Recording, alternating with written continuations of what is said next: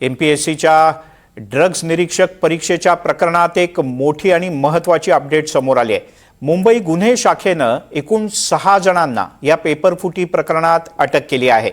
MPSCच्या 3 अधिकाऱ्यांचा सुद्धा यामध्ये समावेश आहे। ही बाब अत्यंत मोठी आणि तेवढीच धक्कादायक आहे। MPSCच्याच 3 अधिकाऱ्यांच्या सोबत एका क्लासचा चालक आणि MPSCच्या एका विद्यार्थ्याचा नातेवाईक यांचा सुद्धा अटक करण्यात आलेल्यांमध्ये समावेश आहे। दरम्यान तक्रारदार ऋषिकेश गांगुर्डे यांनी सगळ्यात आधी बातमीची दखल घेतल्यानं NDTV मराठीचे विशेष आभार मानले आहेत। पहिल्यांदा NDTVचे जाहीर आभार।